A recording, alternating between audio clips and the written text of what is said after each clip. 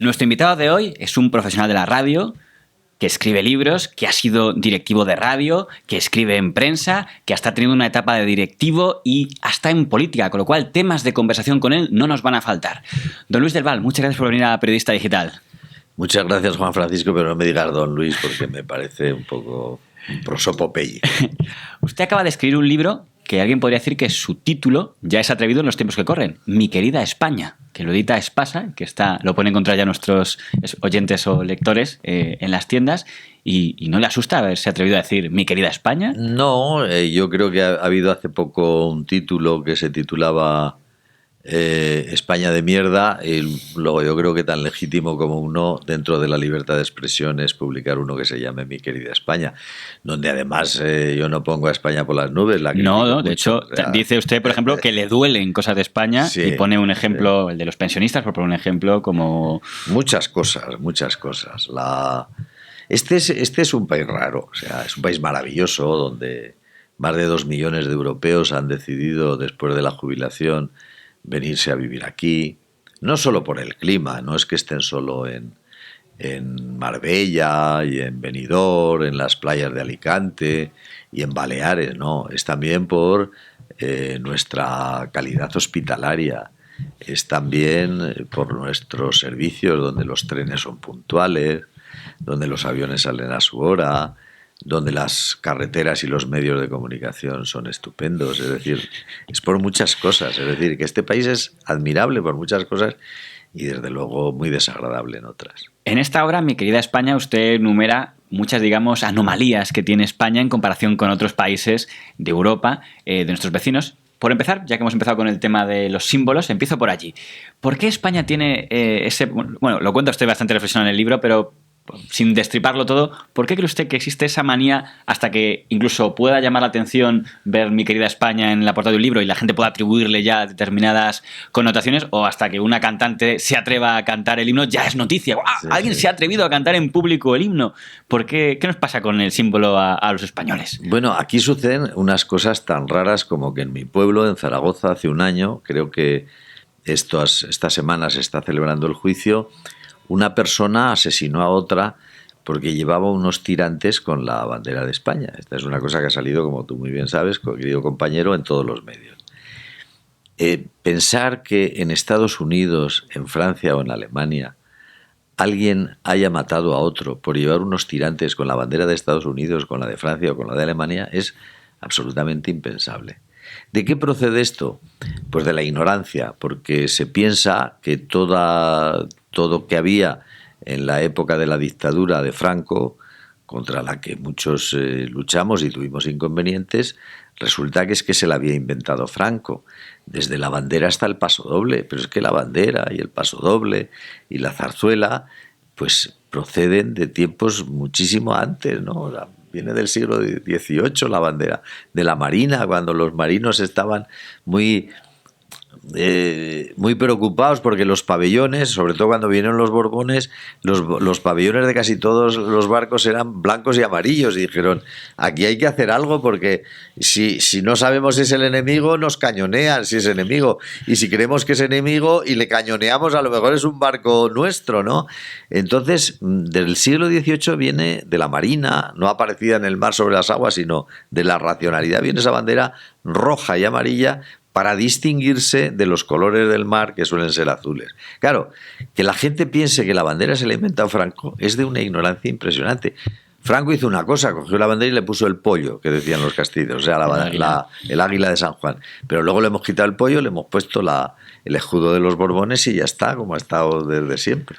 Usted comenta una anécdota interesante en el libro, que es que en el año 81 Radio Televisión Española con Carlos Robles Piquer intentó hacer una campaña a favor de la bandera, pero duró poco el experimento. Duró muy poco. El PSOE y UCD y el PP y los comunistas, porque Santiago Carrillo hizo mítines con la bandera de España, se dieron cuenta de que había una especie como del día... Querían hacer del Día de la Constitución un día de exaltación patriótica, pues como es el 4 de julio en Estados Unidos o el 14 en Francia, un día patriótico, nacionalista, ¿no? Y aquí no teníamos, ¿no? Entonces, vamos a aprobar el día de la Constitución. Y entonces, bueno, pues estaba Carlos Robles Piquer y estaba en Radio Nacional de España un conocido socialista. Y yo estaba en Radio Cadena y dijimos, a ver si entre todos hacemos campaña en los programas y tal. Bueno, eso duró lo que duró la campaña. Después ya nadie se olvidó. Después siguió. Si alguien llevaba unos gemelos con la bandera española, pues pensaban que era pues un militar retirado africanista o un facha. Y eso ha llegado incluso hasta el siglo XXI. Que aún dirán que permanece, porque sigue chocando mucho cuando el político o el famoso que se atreve a enervar la bandera ya tiene que ser... Silbar la bandera, o sea, es que yo no me imagino en Estados Unidos, no sé, a California silbando la bandera de Estados Unidos, y no sé, o a Nebraska, ni un estado del sur ni un estado del norte, no sé, es algo verdaderamente impensable y que nos hace que seamos muy peculiares. Otra característica que usted señala en el libro de los españoles, o quizás de muchos, es el gusto de los eufemismos. Y eso, fíjese, es aplicable a los políticos, pero también alguien podría decir que a los medios de comunicación, de asumir determinados lenguajes eufemísticos, de evitar determinadas palabras o anglofilizar determinadas palabras, que tampoco nos gusta el idioma castellano a los españoles. Sí, yo que viví la transición, recuerdo el primer eufemismo que hubo fue que la palabra España sonaba como demasiado castiza, demasiado de derechas, ¿no? Y entonces el primer eufemismo fue hablar del Estado. Hablábamos del Estado, que es como hablar de la Dirección General de Tráfico al hablar de los problemas del automovilismo, ¿no? Pero se hablaba del Estado. Y siempre hemos tenido miedo a las palabras, ¿no? Camilo José Cela decía que por qué le llamábamos cuarto de baño a un sitio al que no íbamos a bañarnos, cuando se tenía que llamar retrete, que decía que era la palabra adecuada, y por qué tenemos que emplear, cuando los porteros... mira, Juan Francisco, los porteros decían, uy, portero es una palabra, y entonces se intentan arreglar los problemas no subiéndoles el sueldo a los porteros, no, se les llamamos empleados de fincas urbanas. Y esto ha llegado a nuestros días. Todavía hoy los partidos políticos creen que cambiando las denominaciones podemos, hoy todavía se habla de que vamos a hacer una constitución federal, como si las palabras arreglaran los problemas. Alguien puede decir que es verdad que hay muchos cargos que de repente se cambia el nombre para que suenen mejor, ¿no? Llamémoslo tal, no digas fotógrafo, di periodista gráfico, no digas no sé qué, di tal... Sí. Sí, pues samaritanas del amor. No digas puta. Otra cosa que señala también usted llamativa es los horarios. Los horarios de los españoles, que son diferentes al resto de Europa. Y además, fíjese, antes hablábamos del franquismo como algo que había que romper con todo ello. La bandera hay que despegarse de ella porque suena a Franco, la palabra España. Pero no se han separado del horario que puso Franco en lo referido a... Franco se cargó el meridiano de Greenwich, que pasa por Barcelona y llega hasta Londres, y entonces él, como quería que tuviéramos la misma hora que los alemanes, se cargó. Y dijo, nosotros vamos a tener la misma hora que Berlín. Se cargó el meridiano de Greenwich. Y esta sociedad que ha derribado todas las estatuas de Franco, todas las calles ha conservado el horario, que es disparatado, absolutamente disparatado. Porque cuando llega el verano nosotros vamos no una hora, sino 2 horas adelantadas sobre el sol. A las 10 de la noche en mi casa, yo que duermo temprano porque tengo que madrugar para trabajar, a las 9:30 entra el sol por la ventana de mi habitación. A las 9:30 de la noche. Nosotros, yo lo digo en el libro, que madrugamos como alemanes y nos acostamos como españoles. Somos el país que menos duerme de toda la Unión Europea. Alguien se podría preguntar, ¿y eso qué causa en una sociedad ese tipo de horarios? Pues a lo mejor así no está bien estar mal dormido. No está bien estar mal dormido. Y además somos el país que más circula en automóvil a todas las horas del día en las ciudades. Yo he tenido la suerte o la desgracia de vivir, por ejemplo, en París. Bueno, a las 4:15, 4:20 de la tarde, esas autopistas que estaban absolutamente llenas, las de circunvalación que van a las ciudades dormitorio, desde las 3, 2:30 de la tarde, se quedan absolutamente vacías. Y uno puede circular, a las 5 de la tarde puede circular por las autopistas de circunvalación de París, casi en solitario. en España es cuando se empiezan a llenar. Pero es que a las 9:30 de la noche, cuando en toda Europa ya, después de haber escuchado el telediario de las 7:30 o de las 8, están viendo el gran programa del prime time y a punto de irse a la cama, nosotros estamos llegando a nuestras casas. Y luego a las 6 de la mañana vamos a estar, igual que los alemanes, por esas mismas autopistas, camino del trabajo. Es incomprensible. El cóctel. España también, ya que mencionaba, es el país, yo no me había parado a pensarlo, que tiene más bares por metro cuadrado. 274.000, creo que es la última estadística. Muchos más, solamente en España, que tiene 47 millones de habitantes, tenemos más bares, cafeterías y restaurantes que en todos Estados Unidos, que son 200 y pico millones de habitantes. ¿Por qué sucede esto? Pues no sé, porque somos más de salir, que decía aquel señor de Cádiz, y que el bar ya es una institución en nuestra vida. Claro, porque mientras en Europa el pub es el pub, el restaurante es el restaurante, y el café tabac en Francia es el café tabac, aquí el bar es cafetería por la mañana, a las 7 empieza a servir desayunos, hace menú del día y es una especie de restaurante modesto al mediodía, luego sirve cafés por la tarde y vuelve a ser cafetería, y luego ya es una especie de pub por las noches sirviendo copas. Lo cual quiere decir que un bar español abre a las 7 de la mañana y cierra pasadas las 11 de la noche. Claro, eso es... No solamente tenemos más bares que en Estados Unidos, es que los tenemos funcionando durante mucho más tiempo. Los bares en España es lo que más se parece a una tienda de los chinos. Pues lo curioso es que, por hacer la comparación, tenemos bares que están abiertos en un horario mucho más amplio que otros países, pero en cambio la mayoría de los comercios, que a lo mejor en otros países te los encuentras abiertos a la 1 de la madrugada, aquí no los busques a partir de las 9 porque van a estar cerrados. Yo soy hijo de comerciante y yo recuerdo un día comiendo con Enrique Fuentes Quintana, que fue vicepresidente económico del gobierno, que decía: el ideal de un comerciante español es tener un estanco, porque sabe que tiene el monopolio y que no hay otro estanco hasta el pueblo próximo. Entonces, como tiene el monopolio del estanco, se va a comer cuando tienes ganas de comer y abre después de comer y echarse la siesta. Eso, a pesar de que yo soy hijo de comerciante, es subyacente en el pequeño comercio, que además no se ha especializado. Claro, cuando vinieron las grandes superficies y empezaron a abrir desde las 10 de la mañana hasta las 9 de la noche, los comerciantes se quedaron aterrados, pero los políticos, como temen mucho la reacción del votante, del botiguer, que dicen en Cataluña, y del tendero, que decimos en el resto de los sitios, les hacen toda clase de concesiones en contra del consumidor, porque Juan Francisco, tú y yo tenemos un horario determinado y a lo mejor a las 3:15 queremos comprar algo, pero si vives en una ciudad muy reglamentista, igual no te encuentras nada abierto porque han decidido las autoridades que el comercio tiene que cerrar.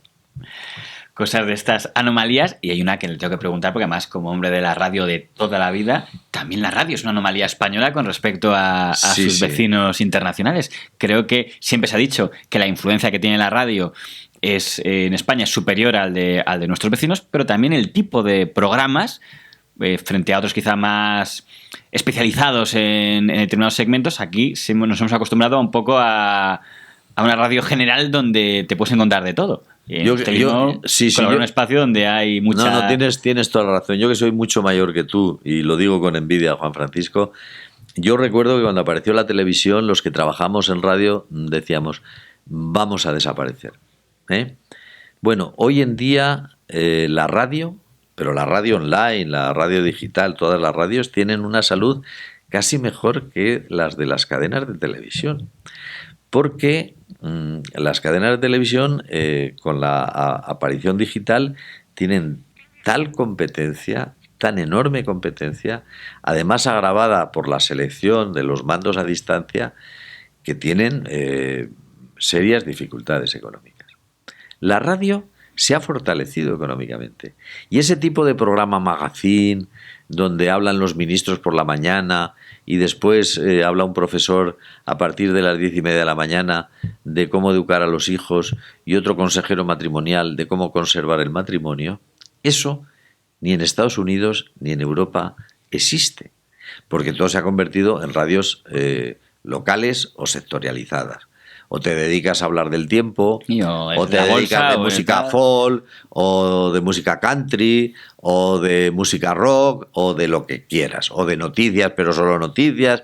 Pero esa especie de magazine que existe en España y que hay 4 grandes programas y que se escuchan desde las 6 de la mañana hasta las 12, las 13 hasta la 1 de la tarde, eso es absolutamente inconcebible. Y yo en este libro cuento que cuando estuve en Estados Unidos intentaba explicarlo y no me entendían. Yo no me entendía porque no era como marcianos, ¿no? Como decía, estos son de qué hablará este tipo, ¿no?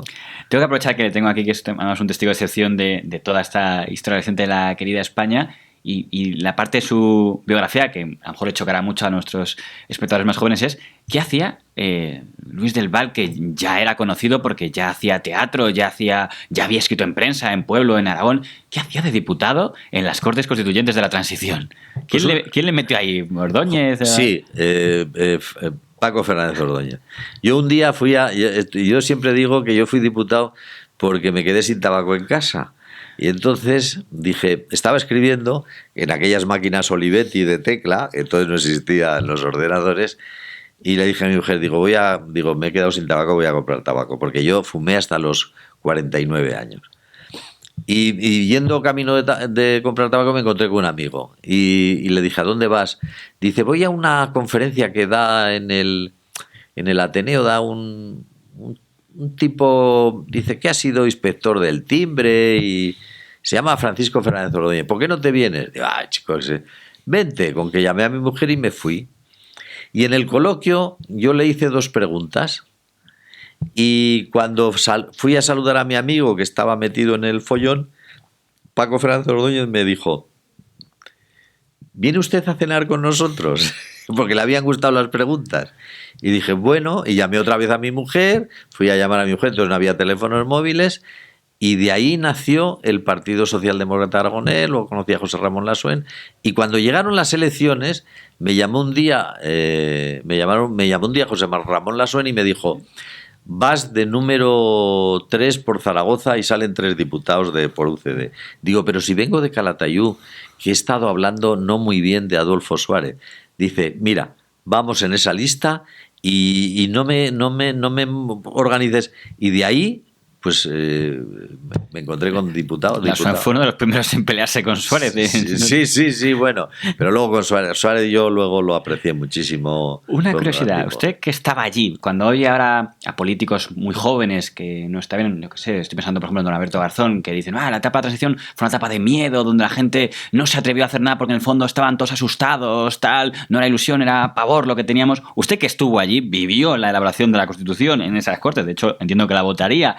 ¿Le parece que es correcto decir que esa etapa fue una etapa de miedo y de pavor? No, hubo mucho miedo absolutamente consciente y razonable. Y no fue esto que quieren decir algunos profesores de la Complutense, jóvenes, de que fue una especie de pacto entre banqueros y las élites, fue al margen del pueblo, que no había nada de ilusión. Hubo 4 intentos de golpe de Estado. 4 intentos de golpe de Estado. Uno fue el de Operación Galaxia, otro fue el de Tejero, otro fue el de los coroneles, estando ya de presidente de gobierno Felipe González, y otro fue el intento de poner una bomba debajo en La Coruña, en el desfile del Día de las Fuerzas Armadas, debajo de la tribuna donde iban a estar el rey, la reina y Felipe González. 4 intentos de golpe de Estado. No, un pacto entre banqueros no tiene 4 intentos de golpe de Estado. ¿Cree que a veces se intenta quitar quizá la imagen de reconciliación o de ilusión que también había en una parte de la sociedad en aquella etapa? Quizá cuando se dicen estas cosas. Había una parte de ilusión porque yo conocí a Santiago Carrillo en el Hotel Lotí, un hotel de 5 estrellas donde se reunía la Junta Democrática. Y a la salida, Mario Rodríguez Aragón, que era director de Sábado Gráfico, mi director y que me había llevado allí, después de presentarme a Santiago Carrillo, a la salida me presentó a quien luego sería el biógrafo de Juan Carlos I, José Luis de Vilallonga, grande de España, con el cual después una polémica también. Con el cual después me fui amigo. Yo estuve una vez en su apartamento de Montparnasse y le presenté 2 libros, y el Marqués de Castelví. Y cuando yo vi que en aquella reunión estaban el secretario general del Partido Comunista de España y un grande de España, cuyo padre había sido el consejero del último rey depuesto de España, o sea, de la monarquía, dije, esto tiene visor de salir adelante. Pero hay otro momento que yo recuerdo, y perdona si me alargo un poco, Juan Francisco. Yo tenía entonces una niña que tenía 2 años. Y un día en el Salón de los Pasos Perdidos me encontré con que Simón Sánchez Montero, El comunista, que había estado 22 años en la cárcel. Cuando hablamos de 22 años en la cárcel, ¿cuántos años tienes, Juan Francisco? Tú imagínate si te quitan 22 años de tu vida en la cárcel. Bueno, Simón Sánchez Montero, 22 años en la cárcel, se encuentra con el que había sido ministro de Interior, que era Manuel Fraga Iribarne. Se encuentran frente a frente. Y yo digo, ¿qué va a pasar aquí? Entonces Simón Sánchez Montero le tiende la mano. Y Fraga Iribarren se queda un momento dudoso, se la estrecha y luego le pone la otra mano. Y yo entonces, te lo juro, sentí una enorme emoción porque pensé en mi hija. Y yo dije, mi hija va a crecer en un país democrático. Es muy simbólico lo que... Me emociono de recordarlo, me emociono y no me avergüenza porque es un momento que yo quiero recordar. Una cosa que a los que nos gusta la historia de los medios nos llama la atención es aquellas redacciones, por ejemplo, usted fue directivo de Radio Cadena, algo que no conocerán muchos espectadores, pero que fue una parte que luego se metió en Radio Nacional, donde salieron muchos grandes profesionales, creo que María Teresa Campos o mucha gente pasó por allí. Y claro, en aquellas redacciones estaba la gente independiente, pero la gente que era de izquierda, la gente que era comunista, pero también estaban los que eran falangistas, había un totum en aquellas redacciones que había un poco de todo, desde el centrismo liberal socialdemócrata hasta el fascista y el comunista, y estaban ahí todos conviviendo. No sé usted cómo, en esa etapa en la que tuvo un cargo de responsabilidad, cómo vivían aquel Pues ambiente. Hubo mucha generosidad por todas partes, y sobre todo, has dicho tú antes algo que es muy importante, había ilusión. En lo que más me decepciona de la etapa actual, de la de antes del gobierno que ha sido sustituido y de la del nuevo, es que en la sociedad no encuentro ilusión. O sea, yo creo que falta esa especie de emoción, de elemento que no tiene nada que ver con lo económico, ni tiene nada que ver con los sueldos, malos sueldos o buenos sueldos que ganemos, sino que tiene que ver con la ilusión, con la emoción, con el futuro. Y eso no lo veo. Y en esa etapa yo creo que ahí había una enorme ilusión, que es lo que nos enlazaba a todos. Mira, te voy a contar una anécdota. Yo hice la campaña política en Zaragoza. A las 12 de la noche, ya sabes que era el día de reflexión, ya no se podían pegar más carteles. Y entonces en el Paseo de la Independencia, que habíamos aprovechado para coger todos, que era el sitio más céntrico de la ciudad de Zaragoza, cuando ya dieron las 12 de la noche, ¿sabes lo que hicimos? Los comunistas, los socialistas, los de UCD, pues los que estábamos allí pegando carteles y éramos candidatos, nos cogimos de la mano y jugamos al corro de la bola cantando, como unos niños, porque eso no lo habíamos vivido nunca. Unas elecciones, claro, por primera vez. Le tengo que preguntar también, digo, ya que le tengo delante, por el tema de... ¿Sabe que con todo lo que ha hecho usted, antes hablaba de que ha hecho en Radio por la Noche, por ejemplo, cuando hacía lo de... En la COPE le puso un programa...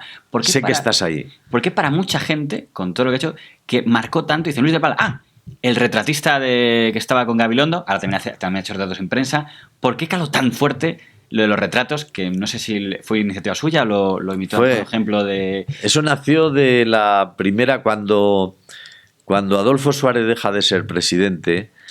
Yo estaba en el programa con Iñaki Gabilondo y él hacía una entrevista, y en esa entrevista yo hacía un par de preguntas.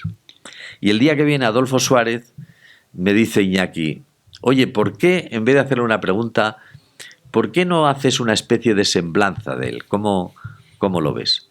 Y entonces entró Adolfo Suárez, se quitó enseguida la chaqueta porque era un hombre muy informal. Y yo hice una semblanza diciendo, a la altura de la tetilla, lo había nombrado ya Duque de Suárez, el rey, a la altura de la tetilla izquierda aparece la camisa azul de siempre sin la corona ducal. Y a partir de ahí seguí. Y fue una cosa muy breve. Y luego todos los directivos de la SER o sea, el presidente del Consejo de Administración, tal y cual, se marcharon con Adolfo Suárez a desayunar a la planta noble de la cadena. Y mientras estaban allí, Adolfo Suárez en 3 ocasiones dijo: oye, ¿esto del retrato lo hacéis siempre? Y oye, esta cosa que ha hecho Luis, porque él a mí me conocía porque había sido diputado, esto que ha hecho Luis lo hacéis a menudo y tal y cual. Y de ahí salió, por iniciativa de Iñaki, salió que luego yo hiciera una semblanza al entrevistado más importante del programa. Y ya ha quedado usted convertido en el retratista oficial porque, de los medios de también España. fue una etapa en que ese programa llegó a alcanzar 4 millones de audiencia, que es mucha audiencia, ¿no? Y bueno, mucha gente se ha quedado con eso. Sí. Creo que fue, no sé si me entró la pata, me parece que fue Manuel Aznar el que decía que el periodismo era un campo de minas, que era imposible estar en periodismo sin tener alguna polémica fuerte. La verdad es que usted había conseguido muchos años sin tener ninguna polémica fuerte. Uso el pasado porque, y no me interesa tampoco atorarme allí, pero tampoco lo quiero dejar de tocar, que el pasado mes de enero, pues un grupo de medios de comunicación le criticaron a usted muy duramente por unas coplas que hice, en el programa de Herrera. Creo, si no me corrige, que lo que usted pretendía hacer una reflexión sobre, bueno, por hablar de contexto, había una cabalgata en un acto infantil que querían hacer desde una simbología sexual y usted propuso una reflexión que, si me permite, también tenía una provocación. Sí. Era usar un término. Era dura, sí. Que era dura. se usaba antiguamente, el manicones de mierda, y ya creo que La Sexta abrió más vale tarde. Pero tenía un preludio que decía, que yo decía que los homosexuales eran personas educadas, personas corteses y personas generalmente cultas. Y después dije esa especie de exabrupto que intentaba calmar otro exabrupto, que era que en la cabalgata dedicada a los niños de los Reyes Magos me intentaban ir unas drag queens. Gracias a esa copla mía, que me costó una querella de la LGTBI, que todavía, si pones Luis del Val y pinchas, aparece, aunque pertenece a enero de 2018, y dentro de 20 años seguirá apareciendo, aunque yo ya me haya muerto, porque son muy pertinaces. Pues gracias a eso las drag queens no salieron de drag queens y se vistieron de peluche, ¿no? De peluches, de osos de peluche y de tal. Pero iban a salir, tenían intención de salir con su vestuario. Y a mí eso me parecía inadmisible. Y yo he sido amigo, porque como yo he hecho libretos de musicales y he estrenado 3 obras de teatro, yo me conozco mucho el ambiente teatral, donde, desgraciadamente, y por la intolerancia, se han refugiado mucha homosexualidad. Y es muy frecuente que en la cinematografía y en el teatro... Usted también trabaja en televisión, que no lo he dicho antes, también he sido guionista de programas de televisión muy importantes. Con Concha Velasco. Entonces yo he sido muy amigo de personas homosexuales. Y entonces, claro, que me digan homofóbico, cuando en mi casa he estado siempre cenando con personas que no quiero nombrar, muy conocidas del teatro y de la escena y del cine, muy conocidas, con sus parejas, que venían con sus parejas. Vamos, jamás yo he tenido ningún rechazo en ningún momento, y que me hayan acusado de homofóbico, bueno, pues es lo que se demuestra, que muchas veces los perseguidos, cuando dejan de ser perseguidos, se convierten en intolerantes. Les ha pasado a los judíos y les pasa también todavía a algunos homosexuales. Y no tuvo una relación cuando vio que en medios de comunicación pues le ponían a usted como ejemplo del periodista odiador, no sé si le llamaron a usted tipo algún programa... En internet fueron 1853 amenazas y deseos de que me muriera, contadas por mi hijo, porque yo no transito por esos sitios. Sí, pero, sin ser más pero una única reflexión... tuve 6 juicios con Franco, ya eso ya no me... ¿Tuvo usted algún contacto de decir, oye, aclaro que no había ninguna intención con la parte que le ha demandado, de decir, oye, pues yo nunca, jamás hicieron ellos una aproximación, jamás, y yo la he hecho porque ellos querían hablar en el juzgado rechazó, tanto el fiscal como el juez rechazó la querella, y nada más, y yo nunca he tenido... ni tengo. Lo que sí siento es una especie de no sé, de decepción, porque entre las muchas cosas que he escrito, una vez tuve problemas por hablar a favor de la homosexualidad en tiempos de la dictadura. Porque yo con la dictadura tuve 6 juicios. Por este no, pero por otras muchas cosas sí. ¿Cómo ve, ya al margen de este detalle, la situación de la radio ahora? De cara a que se habla tanto de cambios, de que se dice que quizá a los oyentes no hay que hablar tanto de política y de los presupuestos del Estado, sino de historias humanas, que es verdad que a veces a lo mejor se nos olvidan que hay historias muy buenas en el del héroe coraje de barrio, pero también hay quien dirá, pero la gente también tiene que saber lo que le afecta a los presupuestos del Estado. ¿Usted cuando oye ese tipo de debates, que nos pasa en todas las radios? Yo recuerdo mucho que Iñaki Gabilondo y Ernesto Sáez de Buruaga también, y yo creo que Carlos Herrera, en ese sentido, yo creo que casi todos los que llevan los grandes magazines de la radio lo tienen presente. Iñaki Gabilondo decía: hasta ahora hemos hablado desde las 6 de la mañana hasta las 9 de la mañana, a las 10 de la mañana, hemos hablado de las cosas de la política. Ahora vamos a hablar de la política de las cosas. ¿Y cuáles son las cosas? Las cosas son el amor, la educación, el empleo, la comida, la diversión, la literatura, es decir, la vida. Porque a veces creemos que parecemos como aquel hombre que despreciaba a Santo Tomás de Aquino, el hombre de un solo libro. Parece que todo se tiene que basar en la política. La política es muy importante porque influye en nuestras vidas, pero nuestra vida es tan rica que no puede ser que se nos la coma la preocupación por la política. Hay un último punto que no puede dejar de tratar, que también forma parte un poco de lo que es España, que es el tema, usted fue, digamos, si me permite la broma, el autor de la telenovela Independizar en tiempos revueltos, que ha seguido evolucionando, han cambiado hasta los protagonistas, ahora ya ha desaparecido aquel Artur Mas, ahora sería Puigdemont Montoro. No sé si esa cosa que también tenemos los españoles de querer una parte de redefinirnos constantemente lo que somos. ¿Cómo usted cree que puede acabar esta telenovela, aunque si es que acabará? Yo lo veo con mucha preocupación. Es decir, yo tengo familia en Cataluña, tengo primos y tengo una familia maravillosa en la cual dos hermanos apenas se hablan por motivo del independentismo. Cuando una cosa llega a ese punto... Y te voy a dar un detalle ya marginal, anecdótico. Yo ahora me estoy cambiando de casa porque tenía un dúplex de muchos metros cuadrados y ya mis hijos ya se han casado y estamos dos personas solas. Y lo he vendido para irme a otro sitio más pequeño. Me ha comprado el dúplex una familia catalana. Y cuando les pregunté cuál era la razón, la mujer, con los ojos un tanto humedecidos, me dijo: no quiero que mis hijos sufran lo que yo sufrí en la universidad. Eso es un detalle muy malo que hace que me preocupe. A pesar de que parezca que me lo toma a broma, yo creo que es el gran problema en estos momentos, no solo de Cataluña, de España. Pues es una de las reflexiones que nos deja aquí Luis del Val. En Mi querida España creo que en cierto modo es una gran reflexión sobre España en muchísimos aspectos, y me queda duda si alguien se pondrá igual un poco celoso de que no ponga usted un Mi querido Aragón, que es la opción que quizá otros hubieran preferido leer porque es su tierra. Aragón, que siempre ha sido fiel, porque entre otras cosas Aragón y Castilla contribuyeron a formar España. Luis, muchas gracias por haber venido aquí a Periodista Digital. Gracias, Juan Francisco.